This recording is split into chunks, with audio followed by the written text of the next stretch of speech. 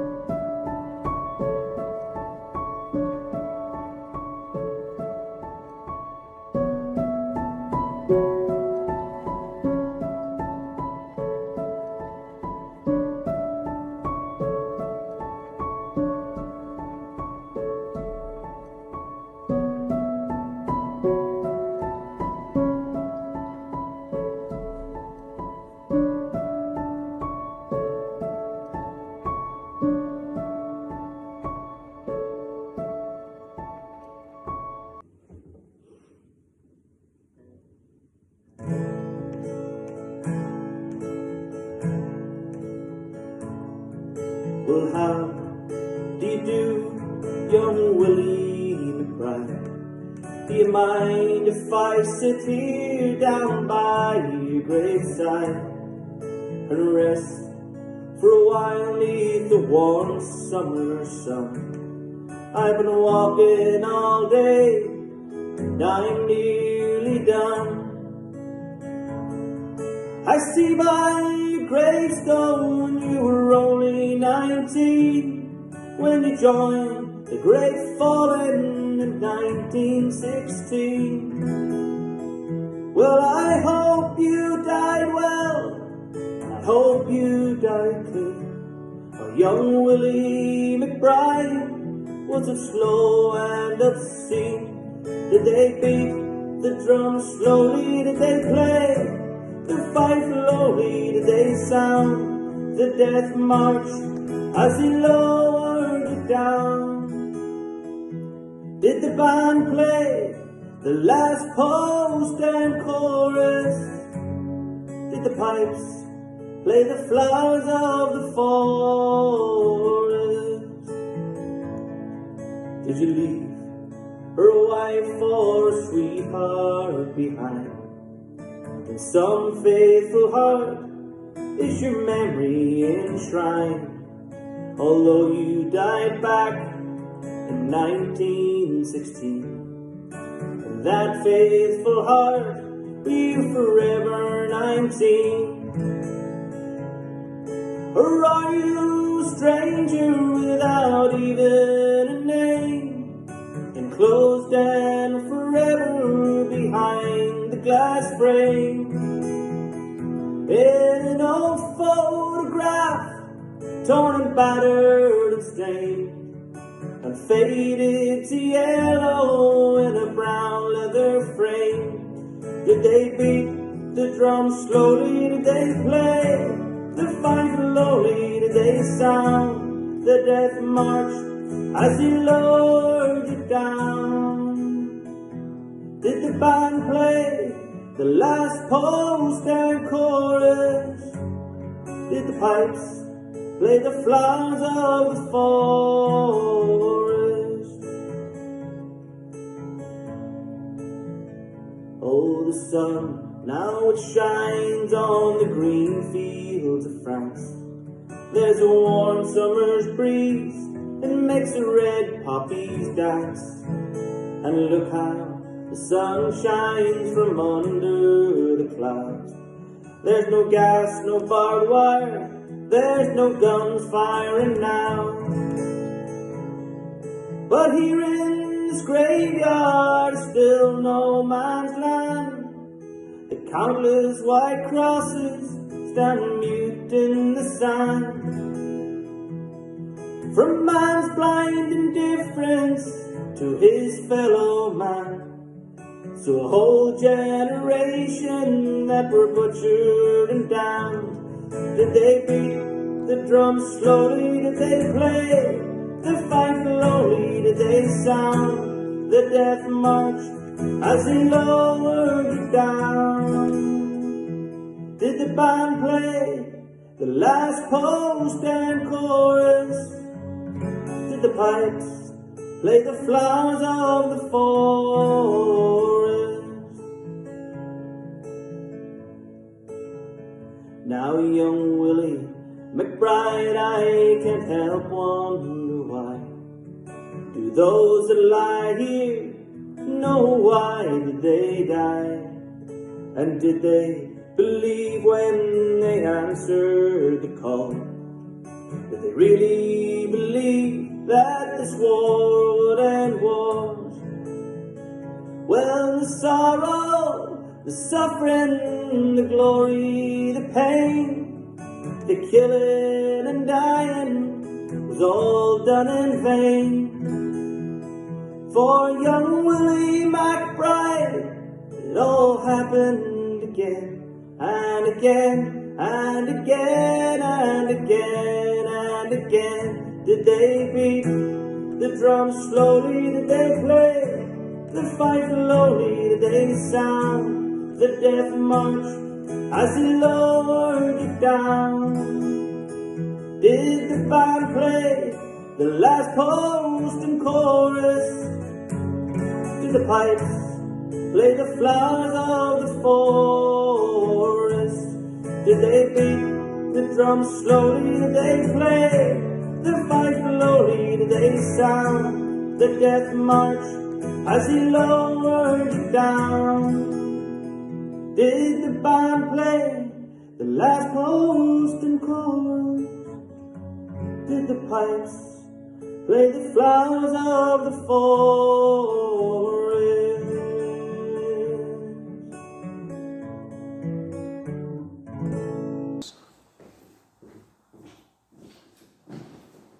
Hector the Hero.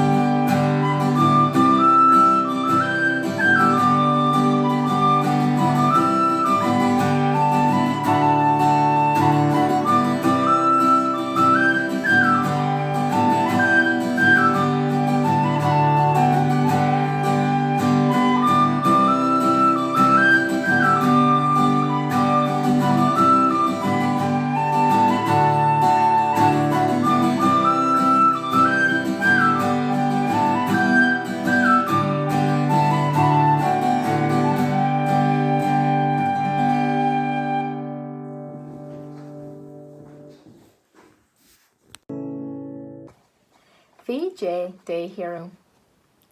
In the world today, we often hear celebrities and sporting stars described as brave and heroic. All this while true heroes keep their brave actions to themselves. Living quietly in the Kernan area of Portadown, we find a true, brave and heroic man, Jim McLeod. For 97-year-old Jim, a holder of the Burma Star. Jim McLeod was born in Scotland. The McLeods originally hailing from the Isle of Skye, where the family had a long association with the sea. Jim's father was a Scotsman, his mother a lady from Northern Ireland. In 1943, after completing his apprenticeship, 20-year-old Jim volunteered for service. With his engineering skills and family background, Jim was quickly snapped up by the Royal Navy. After completing his training, the now petty officer Jim McLeod set sail for the Far East, which would be no cushy number since the war against Japan was in full swing at this time. Here, Jim would serve both on ship and shore stations, recently recalling how he took part in mine-sweeping operations off the Philippine Islands. While serving on the heavy cruiser HMS London, Jim engaged in sea battles with the Japanese Navy. Like the majority of veterans, Jim skipped quickly over these nightmarish battles. For him, he was only doing his duty, like all the other young men and women of his generation. Instead, he prefers to remember his shipmates and the fun times that they've had together. In this, the 75th anniversary year of VJ Day, it is hard for us today to imagine the happiness and relief experienced by Jim and his shipmates on the 15th of August 1945. As the petty officer, it was his duty to distribute the rum ration on board ship, a duty that quickly made him everyone's friend. And as the news of the Japan surrender broke, Jim recalls with a laugh and a cheeky smile that there were more than a few extra rum rations taken that day. It was now after Japan's surrender that Jim experienced an event, the horror of which has never faded from his memory. His ship received orders to dock at Singapore to take on board Allied prisoners of war. Many war crimes had been committed against these men and women, making them almost unrecognisable. Some little more than skeleton figures were taken on board. While being witness to the true horror of war, this experience was also one of the most rewarding of Jim's time in service. His ship was now a rescue ship, repatriating hundreds back home and into the arms of their loving families. Families that many believed they would never see again. After the war, Jim maintained his love for the sea, serving for a number of years in the Merchant Navy. Life on board ship, shipmates, travelling, and the smell of the fresh, salty sea air brought happiness and contentment to Jim for many years. The young sailor would find love, marrying Sarah, known as Sadie, settling down and having 2 daughters. His daughters would both marry men from Portadown.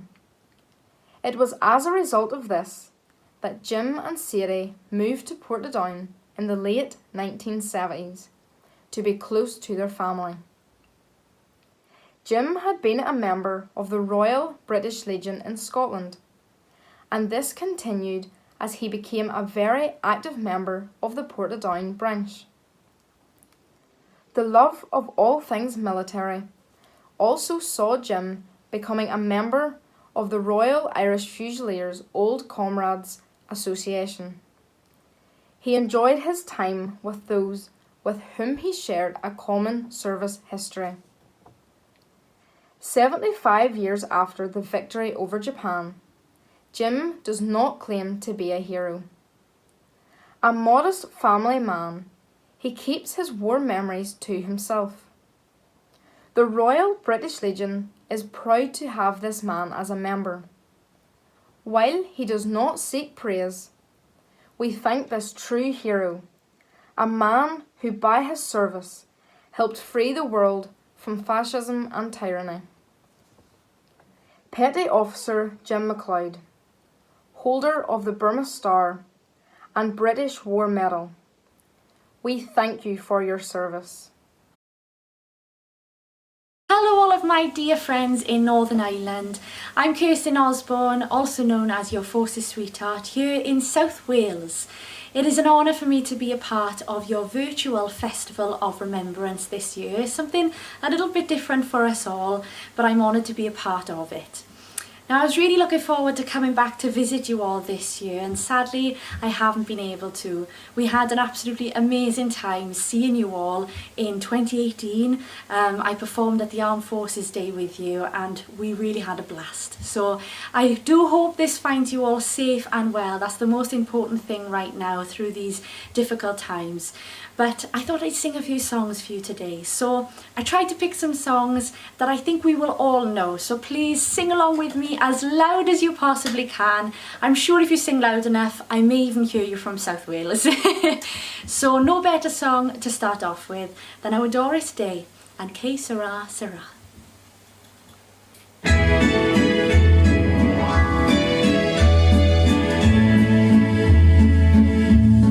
When I was just a little girl, I asked my father, what will I be? Will I be pretty? Will I be rich?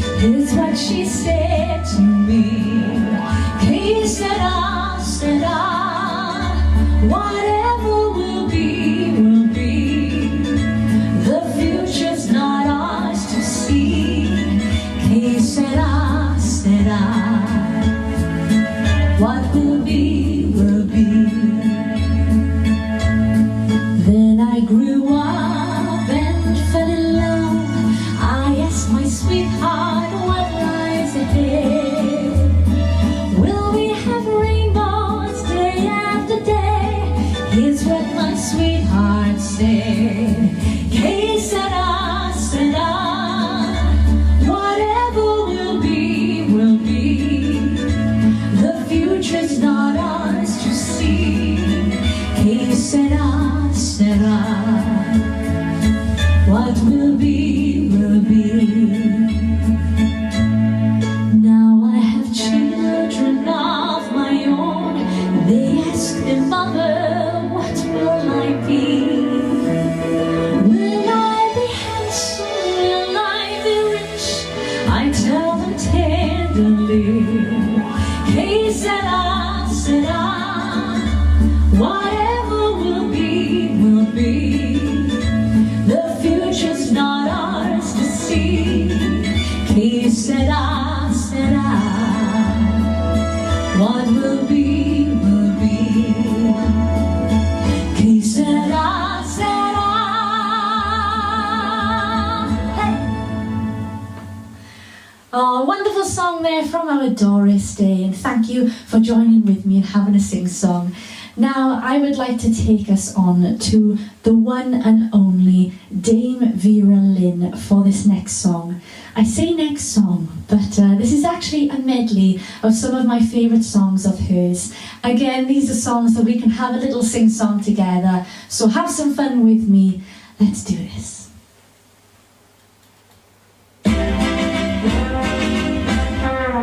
Bless them all, bless them all.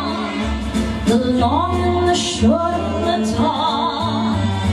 Bless all the sergeants and WO1s. Bless all the corporals and their Lincoln sons. 'Cause we're saying goodbye to them all. As back to their billets they crawl. You get no promotion this side of the ocean. So cheer up, my lads, bless them all. Bless them all. Bless them all, the long and the short and the tall. Bless all the sergeants and WO1s.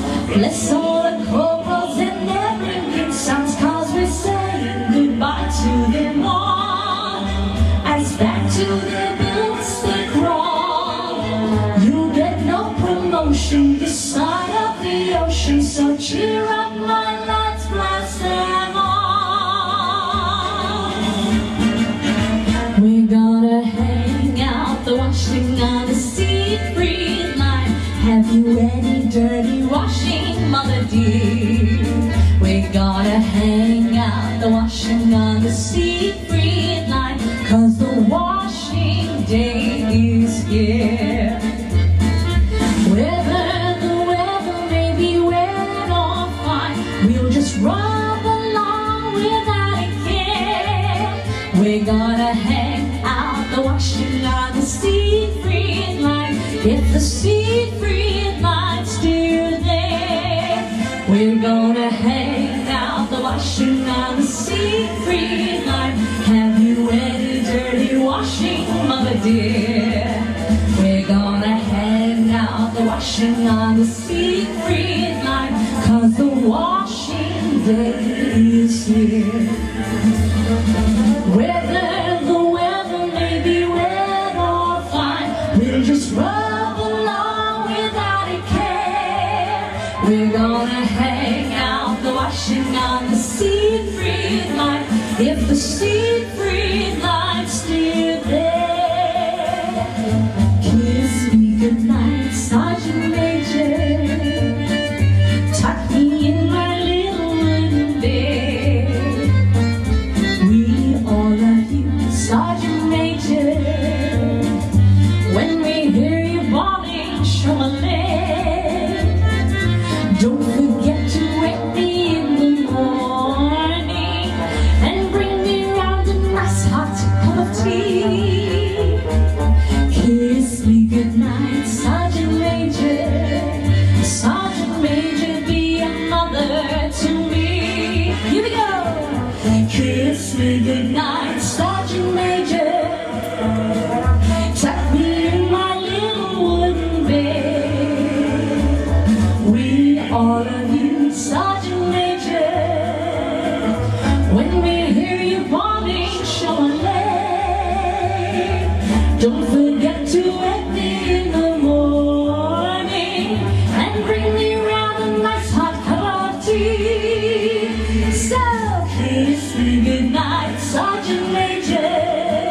Sergeant Major, be a mother to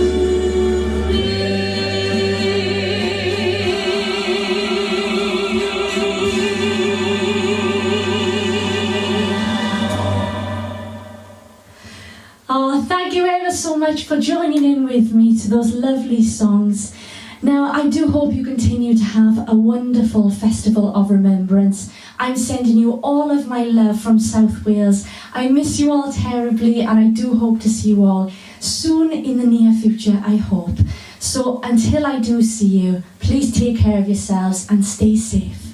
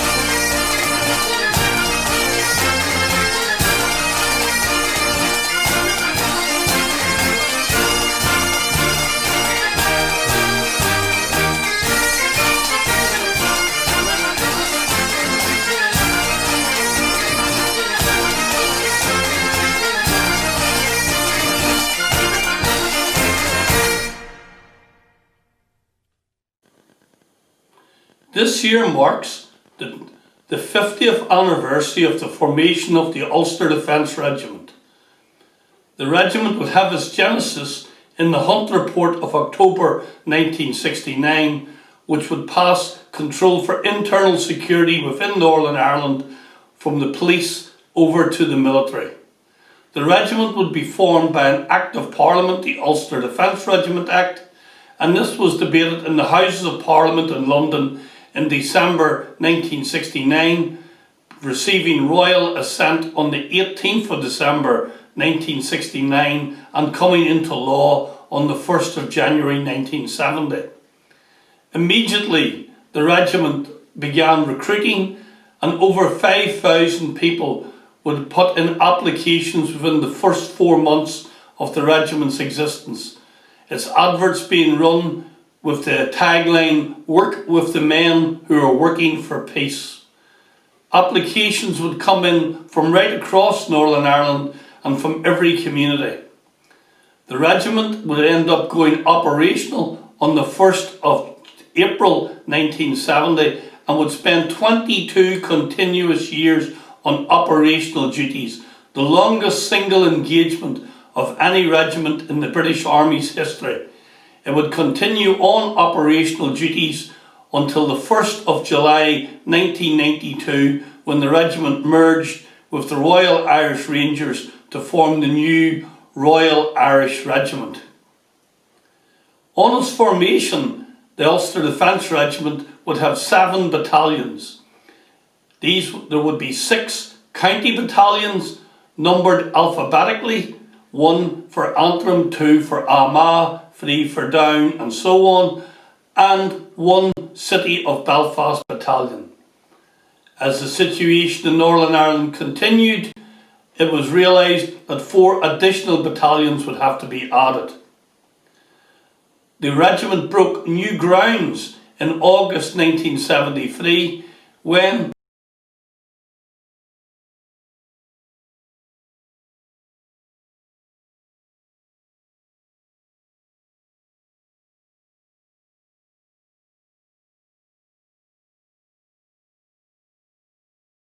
men on the front line. There would be many, many dark days during the regiment's 22-year existence, and the regiment would pay a very heavy price for peace here in Northern Ireland. As we approach Remembrance Day, we must remember that 197 serving, 61 former members and 5 members after the amalgamation with the Royal Irish Rangers would lose their lives to terrorists. So, it is important now that as we move forward in these times of peace, on this 50th anniversary, that we remember the bravery, honour and distinction given by all of those who served, some 50,000 people within Northern Ireland who would serve in the regiment, and for them Northern Ireland owes a debt of gratitude. My name is Lynn Bolton, and I was a very proud member of the Ulster Defence Regiment. For quite a while there weren't any ladies in the regiment, and I kept hearing about men couldn't search ladies, they could ask to stay in their handbag, etc. Which meant that, as far as I was concerned, it seemed really silly, and I pointed that out to my husband, and he just laughed. Then one day he came home and said, "Guess what? You could join the regiment if I give you my permission." Typical husband. And I went, "Will you give me permission?" He went, "Depends how nice you are." So anyway, I was nice, and I joined the regiment. But I had to wait for a month, and I couldn't understand why. Apparently there wasn't anybody else that applied to join, so it took another month before I went in. And I'll never forget it, I was so nervous when I was taking the oath of allegiance that I forgot I was married, and I gave my name as before my marriage, with much to the adjutant's amusement. And there I was in. And the boys were told, here we were going to be wonderful. I won't tell you what the boys said, but weren't like that at all. They were worried about us. And we had to prove that we were good. So I worked my butt off, and the girl that was with me, she worked her butt off. We did searching, we did the signalling. Anything was needed, we did. Except for one thing. We were unarmed. And basically that was it. We went out on the ground and we were there to help everybody, and that was what we were there for. We were there. And any girl that I know that joined for the same reason as me. We wanted to bring peace to our country. Basically that was it. Now, there was those people who resented us. So we had to really prove that we were worth our salt. And we got there by working hard, and then sometimes we did maybe twice the work that the men did. But we wasn't seen. We were there working on the radios. We were damn good signallers. But I wanted to do more. And I went on a first aid course. And on that course, I learned how to save people's lives. And in my time in service, I would easily have taught over 1,000 people how to save lives. And the biggest thing, the thrill that I ever got, was 2 of my soldiers, years later, coming to tell me that they had saved the lives of people in accidents. Civilian people that came upon accidents, and they had saved their lives. And that was worth more than any medal, believe you me. Of course, as in any army, there are times whenever there's sadness. And one night, my great big 6'7" husband came home, came into the house, and I was washing the dishes. And then I thought, what's that noise?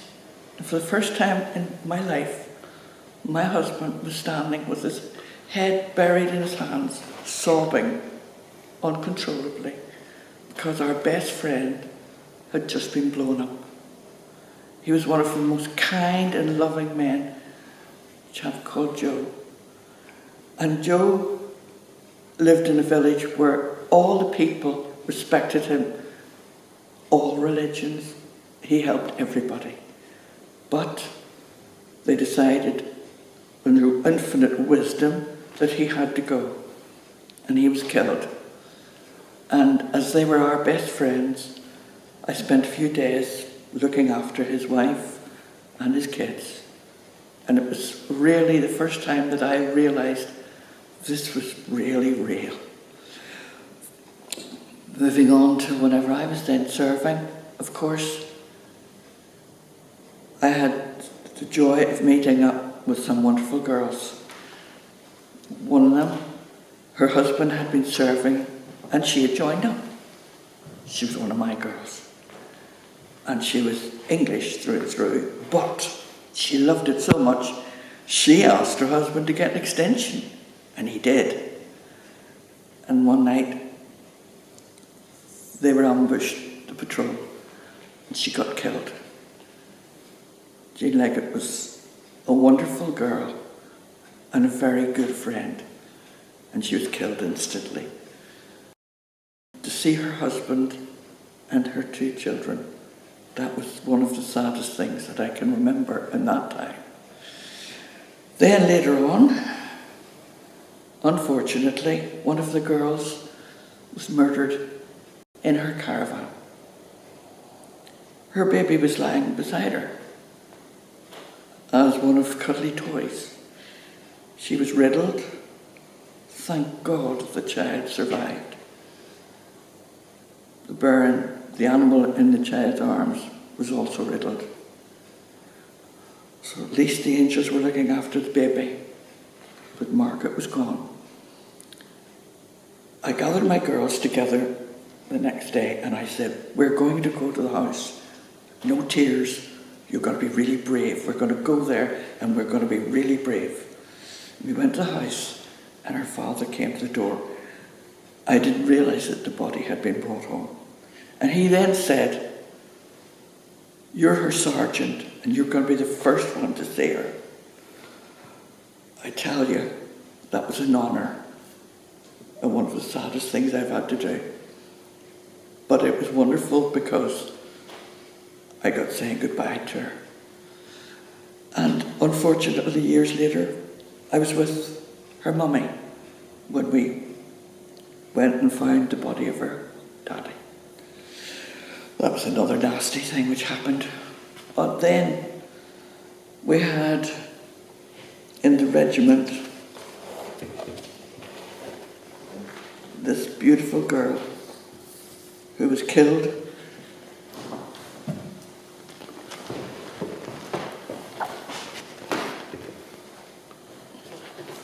She was killed because she was in her barracks and she ran down the stairs when it came under attack. She was unfortunately killed. So we lost another girl, and a very nice girl as well.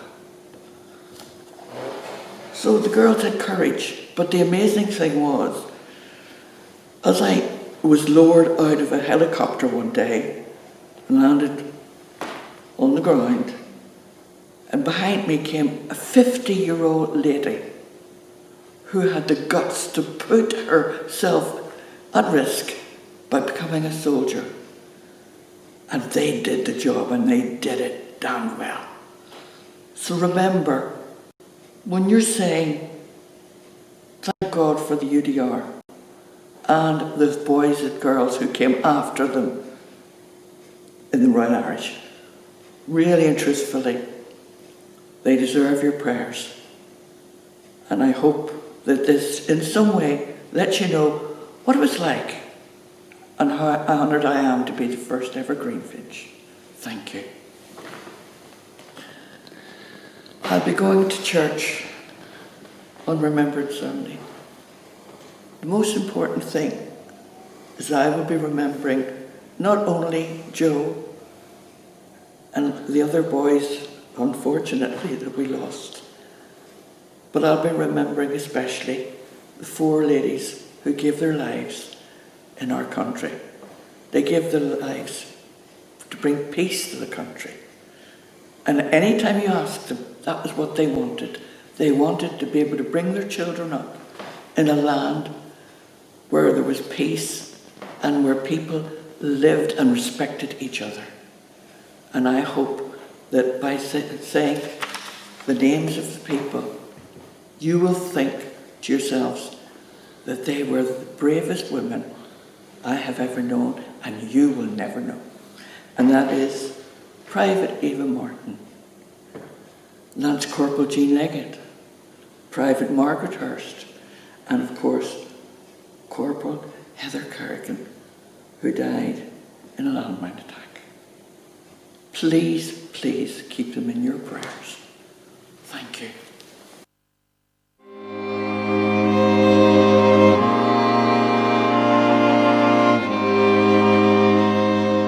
As poppy petals gently fall, remember us who gave our all, not in the mud of foreign lands, nor buried in the desert sands. In Ulster field and farm and town, for Manners lanes and Drumlin down, we died if violent death should cease, and Ulster folk might live in peace. We did not serve because we hate, nor bitterness our hearts dictate. But evil men with bloodied hand have brought a madness to this land, and we were those who must aspire to quench the flames of terror's fire. As bugles sound and pipers play, the proud battalions march away. Now may the weary violence cease, and let our country live in peace.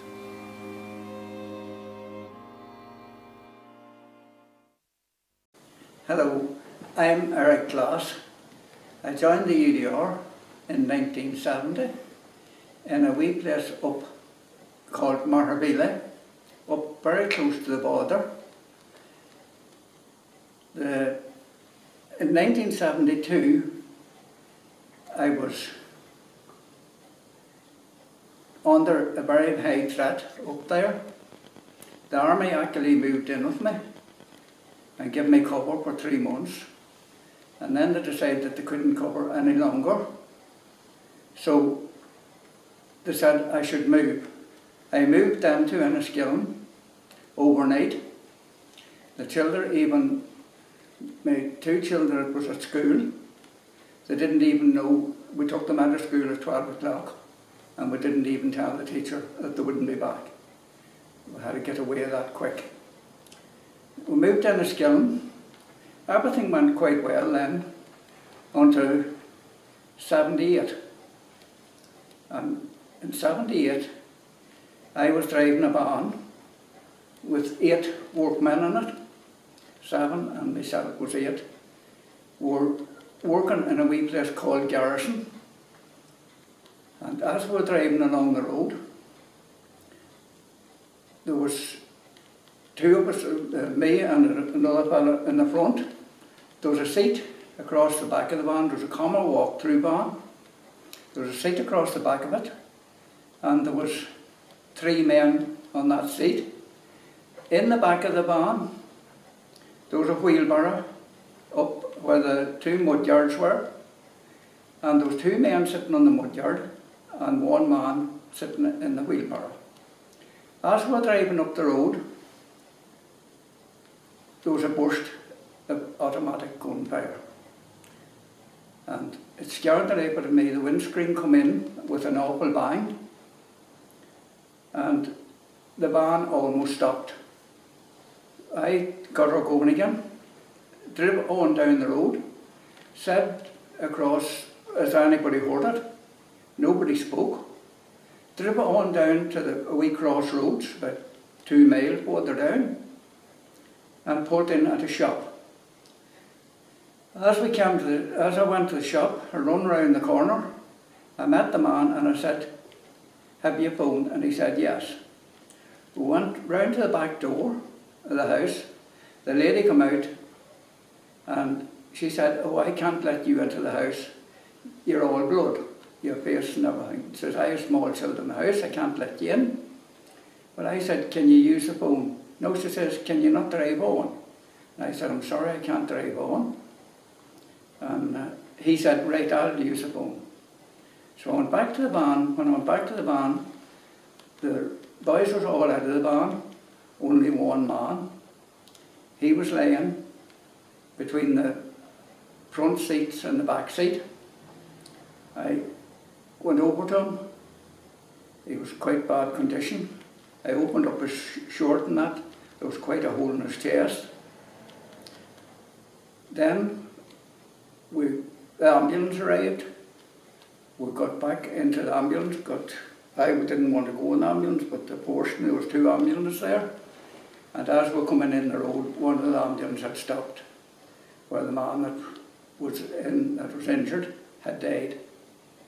We went to the hospital and got sorted out then from that.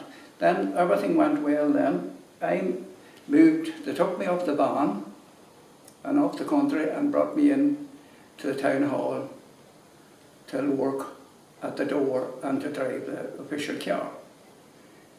I didn't like being inside, so the next thing the job come up of a dog warden. I took the job as dog warden and really enjoyed working at it. And this morning, about the month of September, I was sitting in the house one evening and I got a phone call that somebody wanted to see me. They were coming down to the house. I said to them not to come down to the house, that I would meet them up at the UD. I met them up there. They told me that I was under very high threat and that to be very careful. I went home. I was very careful after that for a lot of days. Then months went by, Christmas come and went, and you start to, nothing ever happened. So I started to get kind of careless again. And in February, my wife worked in the hospital at the time, and she was started always at 7:30, and she always brought me tea and toast up to bed. I was spoiled a wee bit. I got my tea and toast, and then I always got up and left the house at 8 o'clock. But that particular day, I must have slept, I fell asleep again, and I didn't wake until 8:10. I jumped up quick, got dressed, got something to eat, and away out to where I had the dogs. Went out to the dog pound, and when I was half road out, I realised I had no go. I had left the gun sitting at the edge of the bed. Didn't pass any remarks. As I say, the threat had worn off me and that at that time, didn't pass no remarks. Always made it into the town hall for 10 o'clock tea. Got in, was taking the tea, whenever I heard my secretary on the phone taking directions. I said to her, "Is that for me?" She said, "Yes." I said, "Can you pass it through to me?" So she passed the directions, or she passed the phone over to me, or put them through to my line. And I spoke to this man, and he said to me, "Did you hear about my little dog?" I said, "No, I didn't." He said, "I had a wee sheepdog here, and we thought the world of it, but the wee niece was down at the weekend, and it bit her in the base. What should we do?" And I said, "Well, if it was my dog, a bit of jail, I wouldn't keep it." Well, that's what I was afraid. He said, "I'm afraid of it. She was down quite often, and I'm afraid of it doing the same again." He says, "Could you take it away from me?" And I said, "No problem." I said, "What way do you want it done?" Because some people wanted you to put them down at the house so as they could bury their little dog. Other people didn't want to see what happened to the dog, that you take it away. And I told him, I explained that to him, and he said, "No," he said, "I'd want you to take it away." And I said, "That's no problem." He said, "I have a wee bit, of what time," he said, "can you make it down to the house?" I said, "I'm sorry, I can't give you a time. I'm quite busy, but I'll lift it sometime today." Well, he says, "That's a wee bit of a problem, because I know," he said, "that you have a wee farm to get built, that I'm giving the dog of my own free will." And he says, "I have a few cattle away from the house," and he says, "I like to give them a wee lock of meal and a lock of hay." And he said, "I mightn't be at home. If you can't, could you give me some sort of a time?" And I said, "Right, I'm taking tea, I have to go out and get diesel. I'll be with you in an hour and a half." He said, "That's great." So I went out, got the diesel, come down the road. As I was coming down the road, I was coming by the end of the road I live in. I looked at my watch, and it was just round 25 past 10. And I said, "You know, I have 3 calls to do down that area.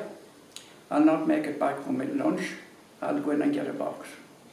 So I went in, and I got a couple of sandwiches, put them in a box, filled a flask, walked down to the room and lifted the gun. I don't know why I lifted the gun, but I lifted the gun. Brought it out. It was a lovely sunny morning in February.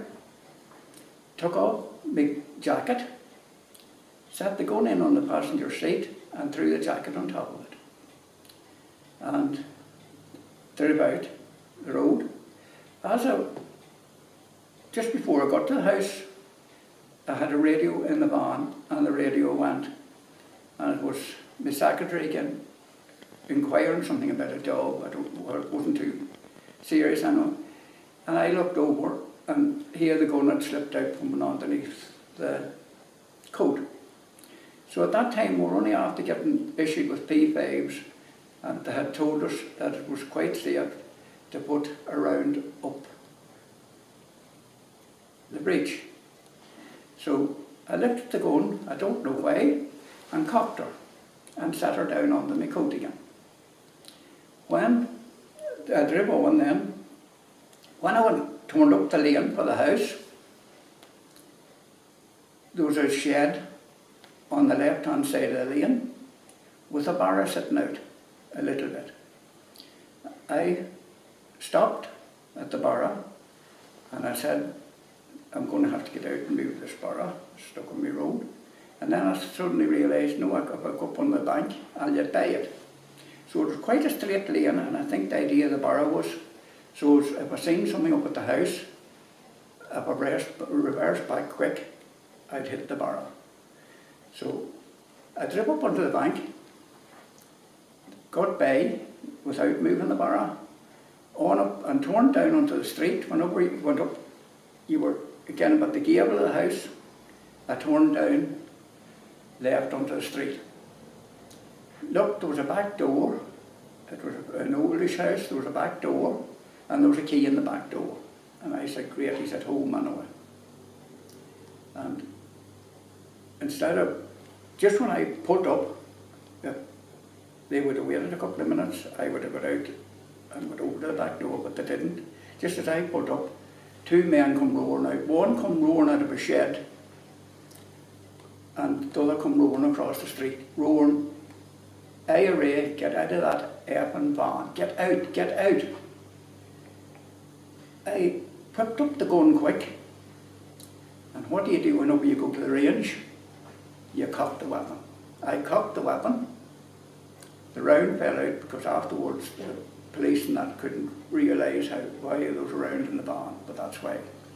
The round fell out because when you go to the range, the first thing is cock the weapon. And that's the first thing I thought, cocking the weapon.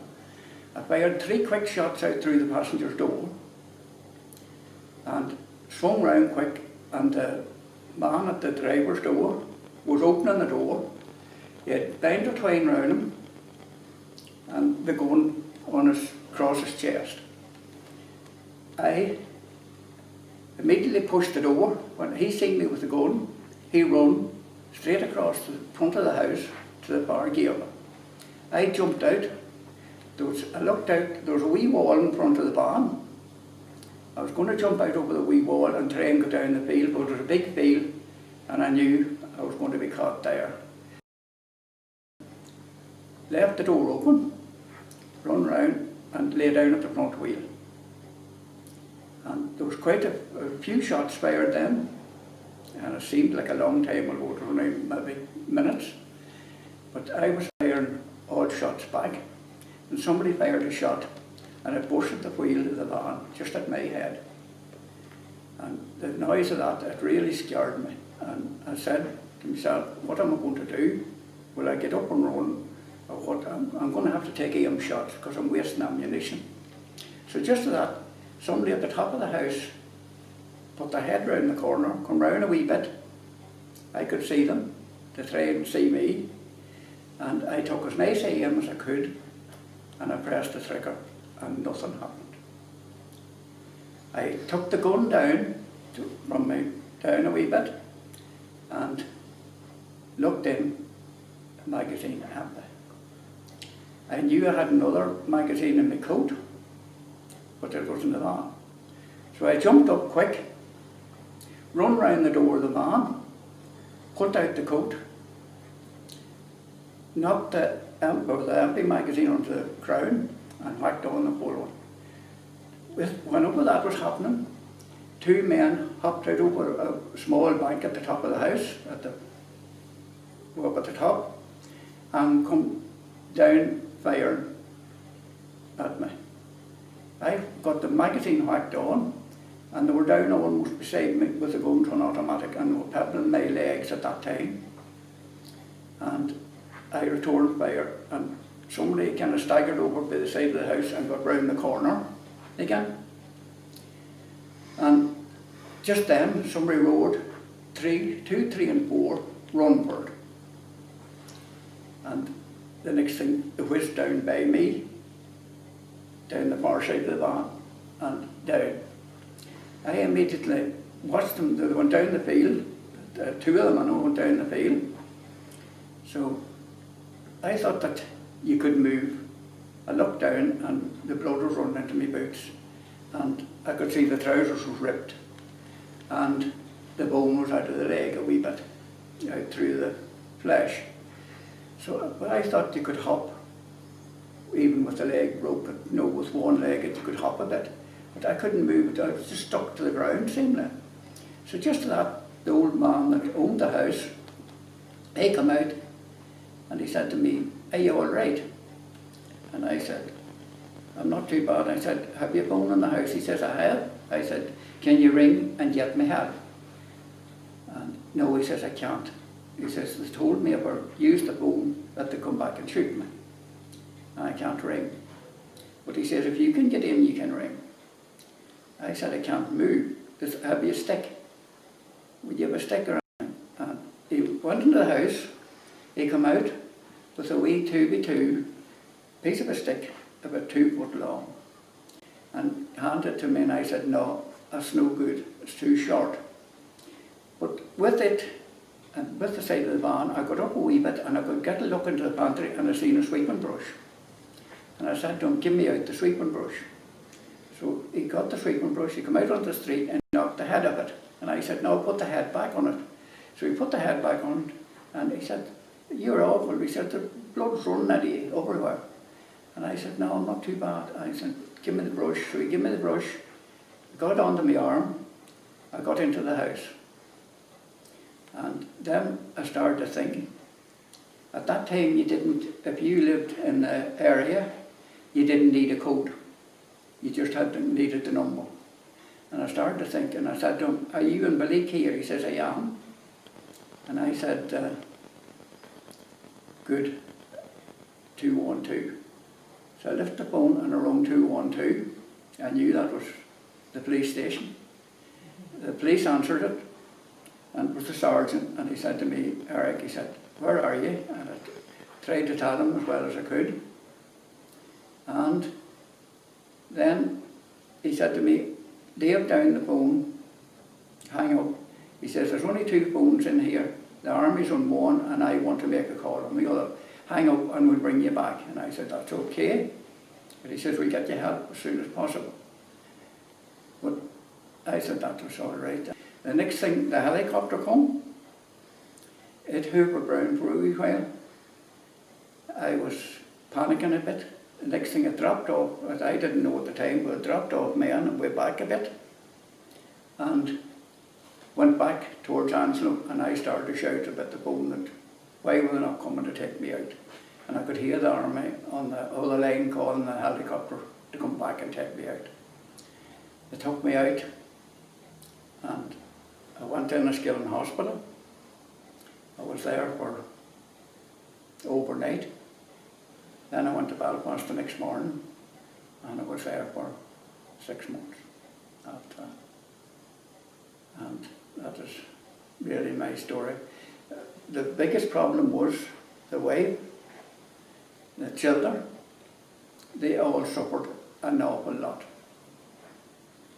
My son was just home from the army and he suffered a lot as well because the wife was up with me most of the time and that left him on his own and he suffered a lot. And my whole family, done only for them, I don't know where I'd be today. But they kept me right. The wife washed me, showered me, and done everything for me. So it's I had to thank. After all my incidents that had come through, I was very honoured by Her Majesty the Queen. I got the QTM, Queen's Gallantry Medal, for my first incident in '78. And for my second incident, we had a private meeting with the Queen and got the DCM, Distinguished Conduct Medal. Myself and my family are very proud of these medals.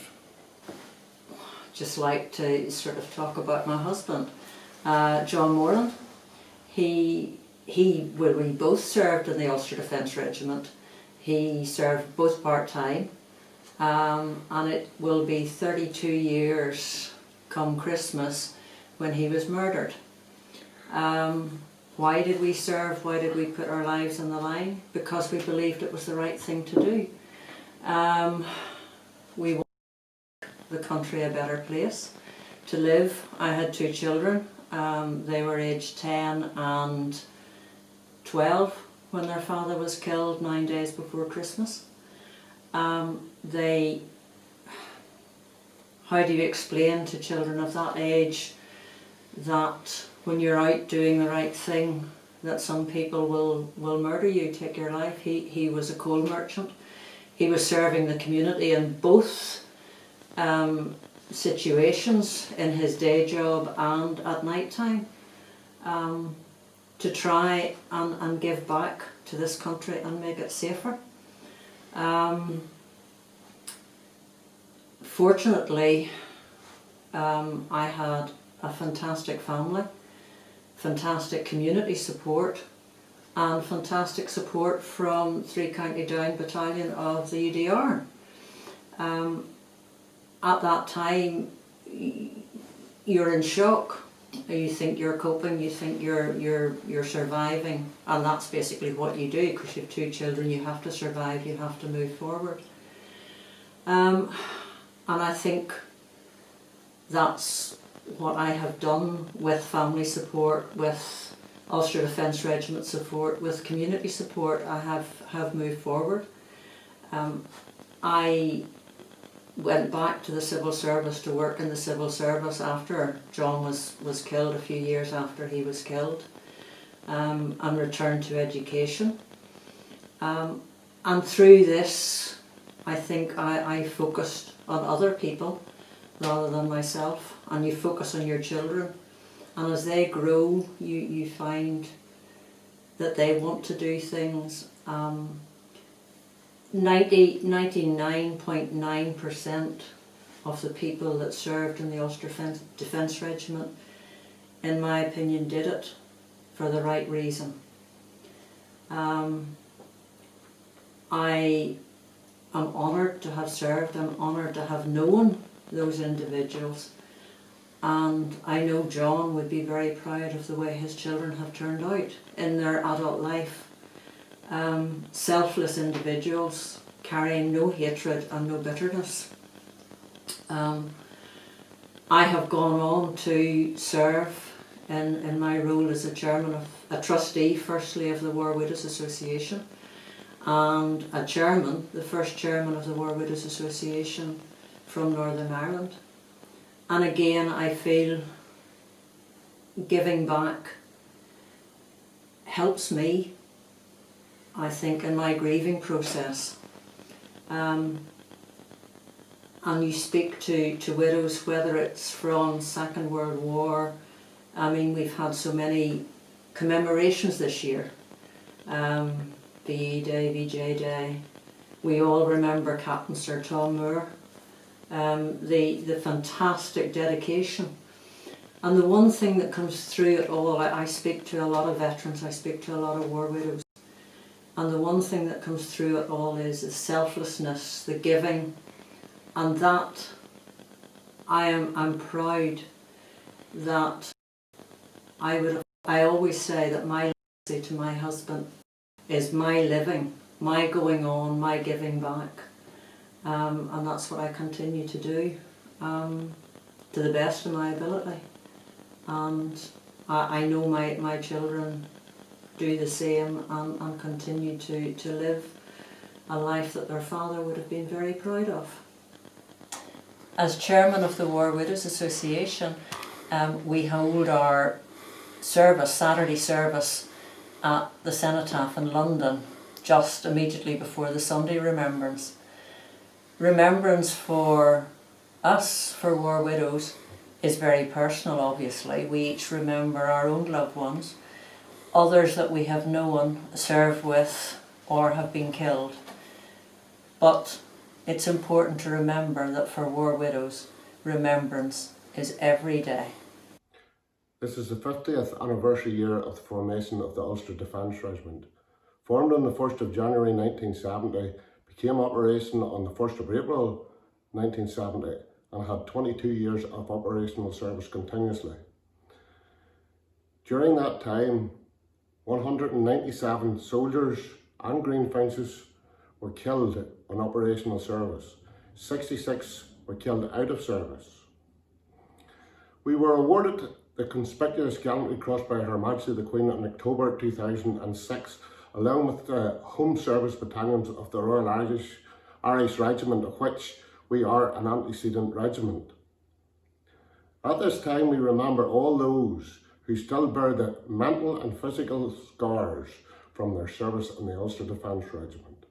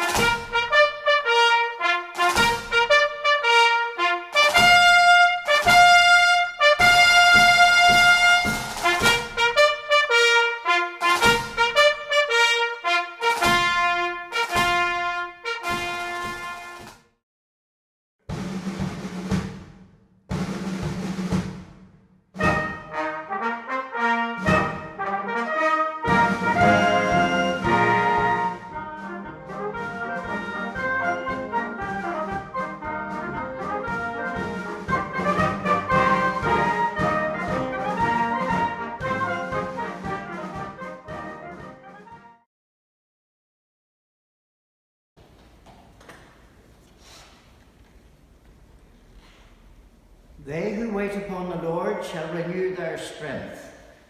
They shall mount up with wings like eagles. They shall run and not be weary. They shall walk and not faint. We are here in the presence of God to remember with thanksgiving and sorrow those whose lives in world wars and conflicts past and present have been given and taken away in the cause of justice and freedom. To pray for all who in bereavement, disability and pain continue to suffer the consequences of fighting and terror, and for the Royal British Legion as it continues its ministry of care, support and advocacy for them, and to commit ourselves, young and old, to work in penitence and faith for reconciliation between the nations of our troubled world. That, under God, people of every race and creed may be at peace. These thoughts and prayers we offer now in the words that Jesus taught. Our Father, who art in heaven, hallowed be thy name. Thy kingdom come, thy will be done on earth as it is in heaven. Give us this day our daily bread, and forgive us our trespasses, as we forgive those who trespass against us. And lead us not into temptation, but deliver us from evil. For thine is the kingdom, the power, and the glory, forever and ever. Amen. The lesson comes from John chapter 15, verses 12 to 17. Jesus said, "This is my commandment, love one another as I have loved you. There is no greater love than this, that a man should lay down his life for his friends. You are my friends if you do what I command you. I call you servants no longer. A servant does not know what his master is about. I have called you friends, because I have disclosed to you everything that I heard from my Father. You did not choose me, I chose you. I appointed you to go and bear fruit, fruit that will last, so that the Father may give you all that you ask in my name. This is my commandment to you. Love one another." We give thanks for our Sovereign Lady, Queen Elizabeth, patron of the Royal British Legion, for her unstinting devotion to duty and her unswerving commitment to the service of all her peoples. Grant that she may be so strengthened by God's grace and guided by his Spirit, that following in the way of Christ with her whole heart, she may at the last come to his eternal kingdom. We commend to God the men and women who serve in the Royal Navy, the Army, and the Royal Air Force, and all who support them in their mission at sea, on land, and in the air. May they meet danger with bravery and, facing whatever lies before them with discipline and loyalty, truly serve the cause of justice, freedom, and peace. Heavenly Father, Lord of all creation, being mindful of the unequal burdens borne by the old and the sick in this emergency, inspire us also to be unsparing in the giving of ourselves in the service of our neighbour and in support of all who continue to work on the front line in government, in hospitals and care homes, and in the armed forces. All this we ask in the name of your Son, the servant of all. Amen. They shall grow not old, as we that are left grow old. Age shall not weary them, nor the years condemn. At the going down of the sun, and in the morning, we will remember them. We will remember them. That's good.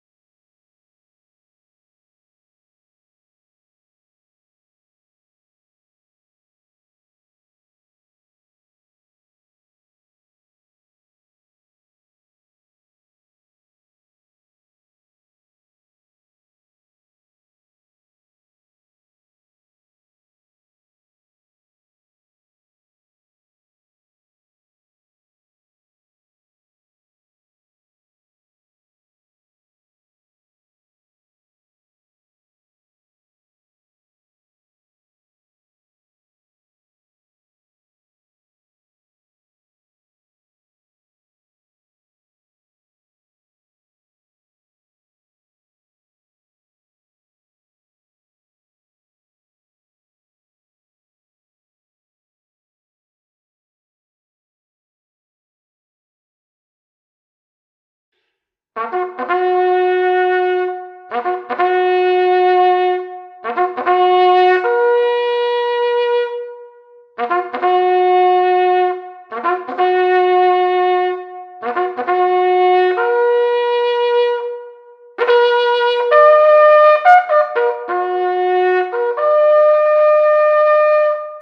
you go home, tell them of us and say, for your tomorrow, we give our today.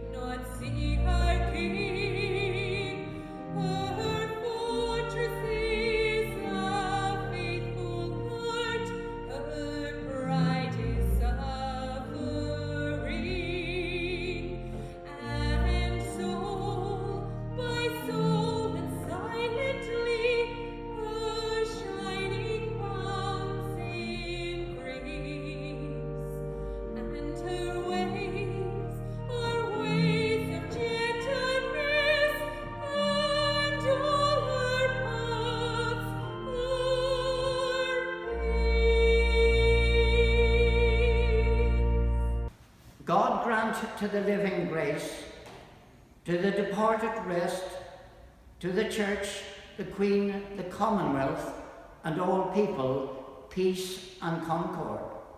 And to us and all his servants, life everlasting. And the blessing of God Almighty, Father, Son, and Holy Spirit, be among you and remain with you always. Amen. Well, it has been a true pleasure and an honour to be a part of your special occasion for your virtual Festival of Remembrance. Please look after yourselves, stay safe, stay well, and I do hope to see you all again in the near future. I'm really looking forward to it. Now, I couldn't think of a better song to finish off than this one, because we will all meet again soon.